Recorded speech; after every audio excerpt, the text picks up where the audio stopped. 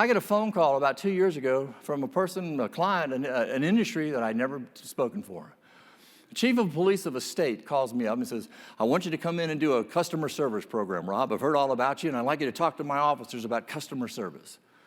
And I instantly stopped him right there. I said, sir, I've been doing this a while. I've never done anything for police officers in my life.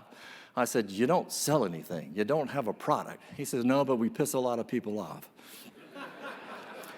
And I went, oh, okay.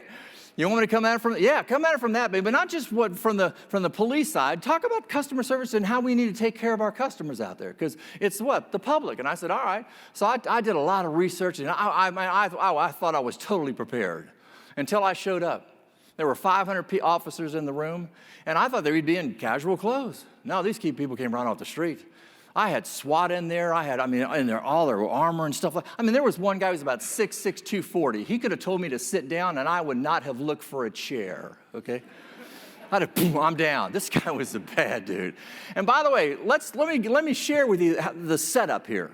500 police officers listening to someone who's never been a police officer. Are they happy? No, they're not happy at all. I'm going to talk to them about how they're going to do their job, and I've never done their job. I had a lot of chips on shoulders. I had a lot of crossed arms. And this one gentleman was sitting there, and I walked off stage, and I was sitting there talking to him, and I said, okay, let's talk about this. I said, what's that on your chest right there? And he looks down, and he goes, camera. Guy wasn't very verbose. All right. And I said, okay, when did you get it? 18 months ago. I said, did you like it? Hated it.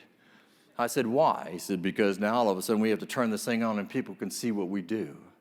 And I said, really? He said, I hated it. And I said, how do you like it now? I love it.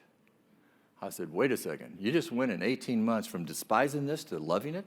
What in the world happened? He says, now they do get to see what we have to put up with. Now they do get to see what the real world's all about. He says, because when we push that button, you can't stop that thing. And it's real. And he says, I love it. And I said, okay, now you love it. I'd like to ask you one thing. Did you have to change anything? Well, yeah. I said, what did you have to change? My language. And I was like, oh, isn't that interesting? I said, your language? He said, yeah. All of a sudden, you can't kind of talk to him that way. But what's rather interesting about it is what they were doing is when they jumped out of the car, they were doing what? Taking themselves down to their level. Now, all of a sudden, they jump out of the car and they bring them up. They show them respect. And a lot of times, that changes the attitude of the person that you're even going to have to arrest, but at least you can be respectful of what's going on. So they changed. 18 months, hate it to loved it.